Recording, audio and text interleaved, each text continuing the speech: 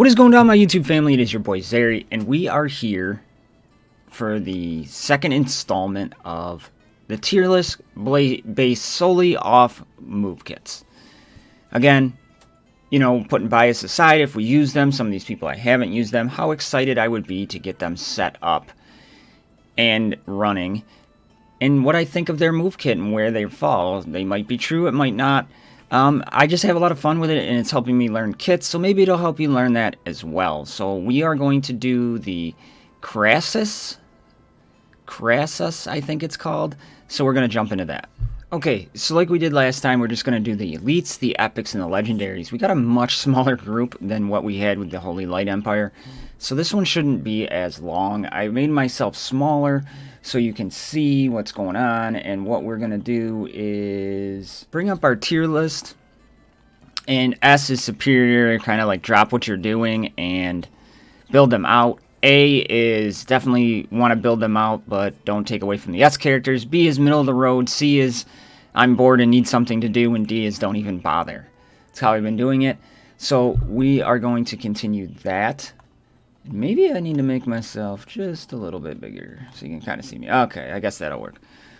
Alright, so let's get back in, and we're going to start with the only elite we have in this group, and that would be Tazago. Tazago. I do like the way he looks. You know, it's weird. All of these are kind of like troll looking gnome kind of creatures, and then there's one legendary where I'm like, what? Like troll orcs. But anyways, alright, Tazago. Starting with his trait. This character has a 50% chance of reducing damage taken by 30% upon taking a valid hit. And then the Ascension goes to 50% chance to taken by 50%. So increasing his survivability, I do like that. Basic ability deals 100% damage to an enemy with a 50% chance to apply attack down for 2 turns. So attack down on a basic, but 100% damage. Sometimes the elites we're seeing 80, 70% damage, things like that. So 100% damage on a basic, pretty solid there. And then the attack down, pretty good. His special ability removes all negative effects from this character and grants a bonus turn. On a 4-turn cooldown, kind of very selfish. 4 turns is a long time for a dispel upon yourself. So, I mean, it's nice to have a full dispel, but 4 turns, that's rough. I mean, you get a bonus turn afterwards, so maybe it's a 3-turn. Yeah, 3-turn, okay. Yeah, that makes it a little better, I guess. And then his ultimate deals 150 damage to an enemy and applies stun for 1 turn. Alright, so we're seeing an earth element in Tazago.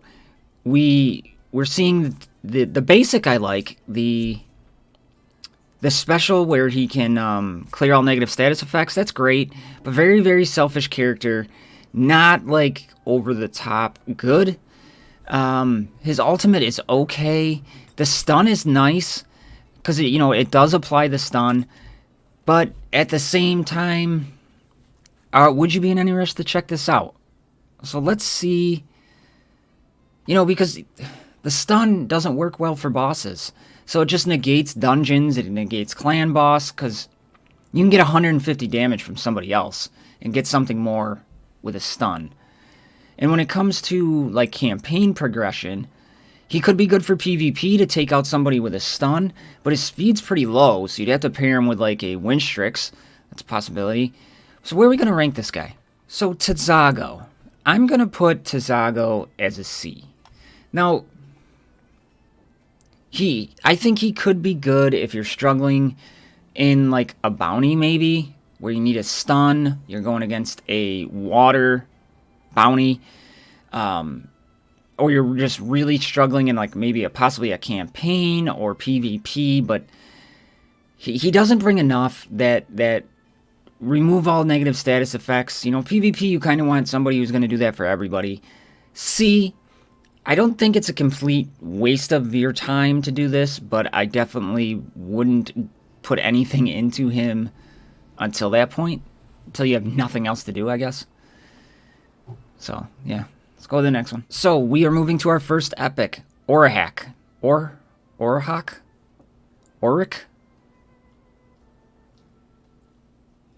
Orac. I'm gonna go with Orac. Bones wanted to do a video where I pronounce everybody's name, so he's pretty much getting it now. So, Orac. I love the way this guy looks. He's one of my favorite looking characters in the game. I just love his weapon, like, attached to his arm through, like, a mutation. Let's see if his kit matches his design. Trait.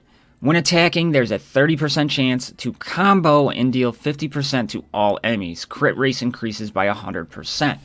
That opens up a lot of gearing possibilities with Orac. Because, you know, it's only a 30% chance to deal 50%. So wait, let's talk that. When attacking, there's a 30% chance to combo and deals 50%. I'm assuming that's damage to all enemies. So you're going to crit, but at a 30% chance, you still want to get his crit rate up to 100%. Now, he does have 10% crit rate, one of the highest in the game. So I did want to mention that. His basic ability deals 100% damage to an enemy, with a 30% chance to apply defensive down for 1 turn. Chance to trigger increased to 100% upon critical strike.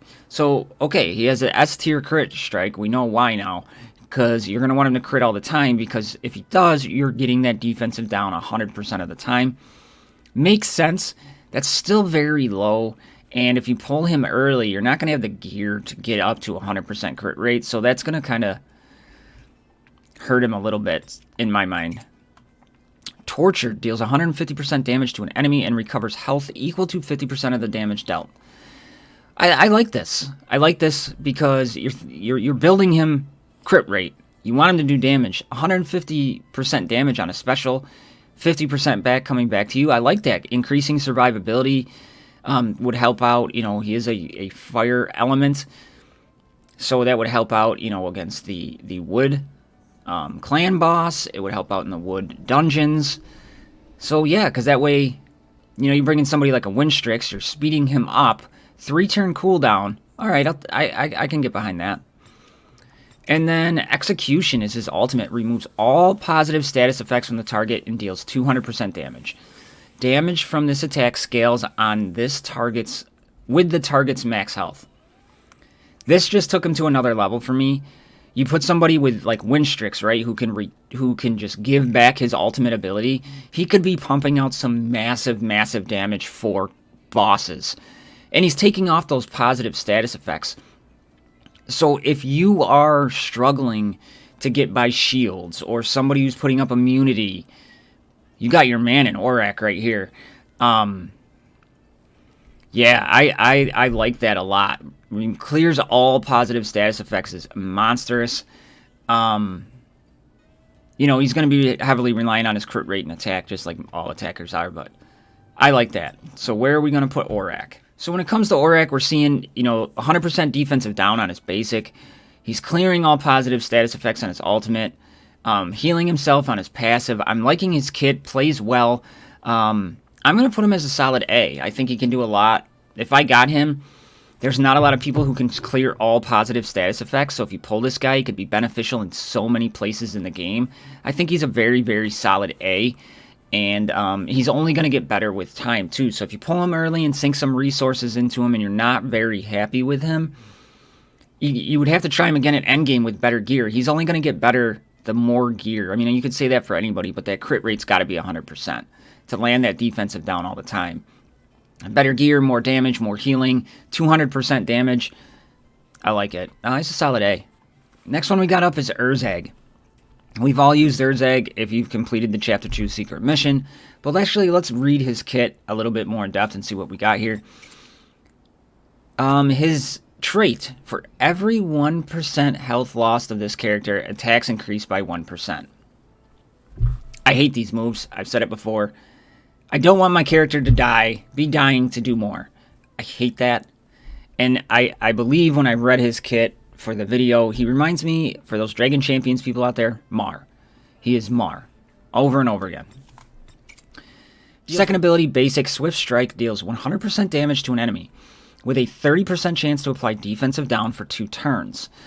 When this character is below 50% health, there's a 100% chance to apply defensive down for 2 turns. Again, same thing. He's got to be dying to be at his best. It's awful. Why do you want to put a character in your lineup that you want to die, to be dying? It limits possibilities. You don't want to put a healer in there. I hate these kits. But having 100% defensive down is nice if you're missing a defensive down champion. Sundering Whirlwind Special deals 100% damage to all enemies with a 50% chance to apply bleeding for 2 turns. Okay, he's finally doing something where he doesn't need to die to do it. Putting on bleeding with a 50% shot. I wish it was a little bit higher on that percentage. 50% is usually something we see on a basic, so that's kind of rough. And then his ultimate deals 180% damage to an enemy, plus 50% bonus damage if under 50% health. So again, you know, we're seeing a defensive down guaranteed if you're dying. You're doing more damage if you're dying. And he's got really good health and defense, so it's like... where are we going to put Erzag? Erzag, I am putting as a C. I'm going to put him as a C. I hate his kit, to be frank. I hate it. I think it's garbage. And you know what? I might actually put him as trash. If I got this guy early, and I'm sure you can crank massive damage with this guy. You probably can. Based off his move kit, I would not... If I pulled this guy, I would be pissed. I won't want this guy in my account unless I really had absolutely zero left to do. I don't like champions that need to die to do things. I mean, if you're hurting for a wood element character, he could help, I guess. You know, defensive down at 100% on his basic is nice. Bleeding's only a 50% shot to go, and every one of his move kits except for his special, he needs to be dying. I'm putting him as a trash. I hate those kits. Okay, we're going to jump into Burzak. He is the next one, and I know Burzak, but his trait, when an ally whose health is below 50% takes single target damage, their damage is reduced to 0, and this character receives 50% of the original damage. It can be triggered up to 2 times per round. This is massive. I love this move. It is great.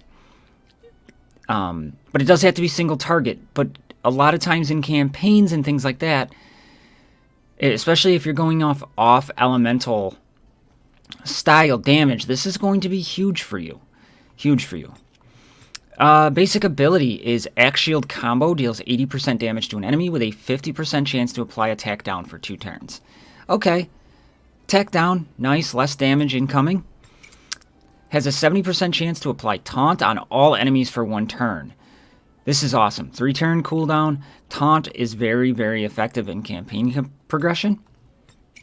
And then Grand Breaker is his ultimate, deals 140% damage to all enemies and grants defensive up to all team members for 3 turns. So what about Burzak? Burzak, he is the ultimate tank defender champion. He's absorbing some of your damage on single target, right? 2 times per round. That's awesome. He is putting on a decreased attack, right? On his A1. 50% shot, still very low, but then he's taunting the whole team, and then he's giving the whole team defensive up. Super unselfish character. Health is in the S tier. Where are we putting Burzak? Burzak for me is an A tier based off his move kit. I think he could help in progression, especially on that off elemental. Say you have, you're going against green, but you have Nathalia, but you have Burzak. He could come in and absorb some of that damage she's going to take. So I think it's A. Orac, I think, would still be... This would be tough. Maybe Burzak could be more beneficial in progression. And Erzag, I think they're tied. Orac and Burzak right now, I think they're tied. Yeah, I think that's fair. Moving on to the last epic, Magnar. Magnar looks just like a troll from World of Warcraft. I love it. Passive or trait ability. This character has a 30% chance to use this ability twice. When health is below 50%, the chance increases to 70%. If this ability fails to trigger, then its ability cooldown is reduced by 1. Alright. That is so confusing. This character has a 30% chance to use this ability twice. What ability? Any ability? Or is there a move called this ability? Burst Thrust. Deals 60% damage to... We're just going to skip that. 60% damage to an enemy and applies defensive down for 2 turns. If this enemy is affected by defensive down, it moves it to defensive down 2. So it goes from 30 to 50%. Nice. Damage is low, but if his trait is for any ability, that'd be nice, because then you could hit him and put on the defensive down, come back and hit him again and put down the defensive down too. That would be nice. Poem of Mog. Grants attack up and shield with strength equal to 50% of attack for 2 turns. Grants a bonus turn if affected by attack up. Selfish. It'd be really nice if this went to everybody. If that went to everybody, that would be really cool. He'd be like a Connor. But it doesn't. It just goes to him. Deals 150% damage to an enemy with a 50% chance to apply stun. If the target is afflicted by stun, then grants 100% attack and a bonus attack. Okay, so this kind of makes it sound like his trait is for any ability. Because a lot of his moves are like, if he has this, he gets this. If he has this, he gets this. So that trait makes a lot more sense now. Because say it pops on this move, you're going to put on defensive down, hopefully. Applies defensive down for 2 turns, and then he's going to attack again, and then he's going to move into a defensive down 2. On the Poem of Mog, he's going to grant himself attack up and shield for 2 turns, and then he's going to go again and use the same move, and then he's going to grant a bonus turn if affected by attack up. So then he'll use the same move again, and then he gets to go again. Then his Nar's Rage, he is putting on a stun at a 50% shot, and then he's going to come back and use it again, and then he's doing 250% damage. Pretty cool, but a lot of caveats on his kit. He's got to have this, he's got to have that, he's got to land this. So very interesting kit, but very RNG dependent, because this can only happen 30% shot. When he's below 50, he's 70, so you got to want him to kind of be dying again. So where... Oops, wrong button. Where are we going to put Magnar? Magnar, I'm going to put in a B. Low B, high C. I think he's a low B, high C for the simple reason of if RNG goes in your favor, you're going to love this character. If RNG doesn't go in your favor, you're going to hate it. Plain and simple. Low B, high C, but he does have potential, but I'd still kind of be in no rush to gear him. So I'm going to say low B, high C. Moving on to our first legendary, Corrupted Orac. Pretty excited to read this kit. I've only read 2 kits out of the 4 legendaries in here, so this one would be cool. At the start of the round, deals true damage, which true damage means it does not go against defense. It cuts through their defense, right? It's just like they have 0 defense. Equal to 5% of this character's max health to all enemies. If this character is below 50% health, deals true damage equal to 10%. Okay, I'm okay with this move. Now you could yell at me, Zeri, you're a hypocrite, but this is a different type of move. You're still doing something, right, before that. But as he's dying, it's just helping your team out more. This makes sense because you're doing more damage passively. I'm okay with the passiveness of it. Now, I wouldn't be okay if that was a move where you got 50% damage, but if you're dying, you got 100. This is passive. You can still do another move on top of this move, so that's why I'm okay with this move, and it makes sense to me. Deals 50% damage to an enemy. Damage scales with this character's max health. S tier health. Pretty excited about that. Deals 100% damage to an enemy and recovers 30% of the damage dealt as health. Grants max health up for 2 turns. Okay. Interesting. And then removes all positive status effects from an enemy, then deals 100% damage to them and applies silence for 2 turns. Damage scales on this character's max health. Alright. So we're seeing Corrupted Orac passively doing damage, which I love. We are seeing not a lot of debuffs, right? We're not getting anything special off of his basic. We're getting max health up, which increases his damage on his special. So you kind of want to use his special first to get that max health up, right? And then silence on his ultimate to all enemies. So that's pretty cool. Just has him silence only allows them to use their basic ability. So, okay, he is just going to be a massive, massive damage dealer. You just stack all the health on this guy as possible. Where am I putting Corrupted Orac? Based on this guy's move kit, Corrupted Orac is a high A tier for me. I really like the high A tier for him because he's passively doing damage, and I'm okay with the passive doing more damage when he goes below 50% health because you're not losing a move, right? You're just, as the battle goes on, you're just getting more and more stuff. Putting this guy with just crazy amounts of health and nothing else, I really think he could really, really help. He does have an AoE with a silence, which should help in waves, and he's a boss killer, so I think he's a high A for me, and I'd really like to pull him myself. Okay, next one, Crazed Erzag. And I hope Crazed Erzag is a little better than normal. So let's go with that. Grants 1 rage every time an ally uses an ability. Grants a bonus turn at 5 rage and ignores defense to this character for 1 turn. Okay, he's already starting better. His trait is really nice.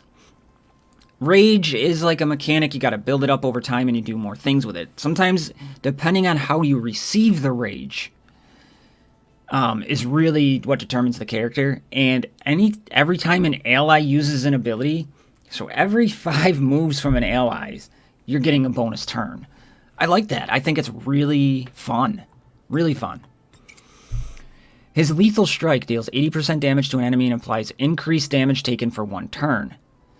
Now, I'm okay with the 80% on this, even for a legendary, because if he's granting a bonus turn, well, you don't always have to use a basic, I guess, on a bonus turn, but okay, I could see that. Man, it's only 60. Wow. Okay, but still, he's increasing the damage taken for 1 turn. I don't know, maybe I'm talking myself out of not liking that basic so much. Bloodshed strikes all enemies 4 times, dealing 100% total damage. Each strike has a 30% chance to remove a positive status effect. Okay, I'm digging that. So, okay, 4 times at a 30% shot, I get why it's a little bit low. Okay, doable. And deals 150% damage to an enemy. Damage scales with this enemy's lost health. They had to throw it in there. 7-turn cooldown. Wow. Okay, so I think Crazed Erzag's definitely way better than the other one. We have some increased damage taken. That's going to help out a lot. You have an AoE taking off positive status effects, and then you have one that based off damage health lost. So I'm okay with this kit. I like it a lot better than the other one. So where are we putting Crazed Erzag? Crazed Erzag for me is going to be a low A. I still think there's other characters that are a little bit better. I'd be excited to pull this guy. I'd rather have Orac, but either one of them over even Crazed Erzag. The chance to just spell is kind of low. The 5 turns of rage is really, really cool. So you know what? Let's bump him up a little bit. I think I might be rating him just a little bit too low. I'll put him in there. I think he's an A tier because of that bonus move could really help out. He is a light character. All right, next one up is Hector. Trait, simple. Max damage by 50%. Damage up 2, applies 1 damage up 2, and deals 100% damage to the enemy. Fine. Deals 100% damage to an enemy and implies increased damage taken for 2 turns. Max of 2 stacks cannot be used without an axe. So he gets rid of his axes as he uses moves. And then his ultimate, he recalls those axes, deals 200% damage to an enemy, and grants 1 bonus turn for every axe. He's just a damage machine. His kit is simple. The AI plays it well. I mean, you don't got to do anything but stack crit rate and damage on this guy and watch him roll. So where am I putting Hector? I had to make this easy. Hector's just a machine. I think Hector is S tier just for the simple amount of single target damage he can put out. You pull a Hector, you build him right, and you just pimp him out for damage. You put him against bosses, and you let him go to town. That's how I would read his kit. And for me, he would be an S tier based off of his kit. Simple, to the point.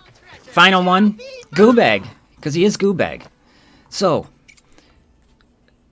+1 bonus turn per round per 100 speed. +10 speed upon casting any ability. So you stack as much speed on this guy as you can. So he's at 147 to start. He already is going to receive 1 bonus turn. You get this guy up as fast as you can. You just put nothing but speed on this character. That's the way I'm reading it. And just let him go 3-4 times in a row. Basic ability, 50% damage to an enemy. This attack has a 30% chance to ignore 50% of the target's defense, and you grant yourself 10 speed. So you're playing into his passive ability. Damage is very, very low. Kind of disappointing with that. Deals 100% damage to an enemy plus 1 poison for 2 turns, with a 30% chance to apply an extra poison, and you give yourself 10 speed. I do like the poison mechanic, and you're going constantly, so the high cooldowns isn't really a thing there, but 1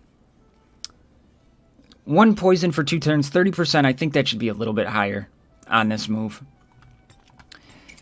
Deals a total of 300% damage to a random selection of enemies. Damage scales with this character's speed. I don't like the random selection of enemies. I do not like that at all. We're seeing some poison.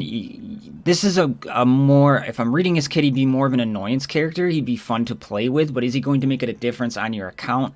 Let's see. So when it comes to Goobag, I'm going to put him at a high B, low A. He'd be really fun to build out, but I'd be in no rush to do it, right? He could provide some things for a poison team, possibly, if you get him fast enough. But all in all, I wouldn't be rushing to build him. He'd be fun to mess around with. I don't think he's a game changer. Okay, my YouTube family, there it is. There is the Crassus faction. Elites, epics, and legendaries based solely off move kits alone. Let me know what you think in the comments down below. I have a lot of fun making this, and I've learned a lot about move kits. So I will see you all in the next one. I love you. I'm out.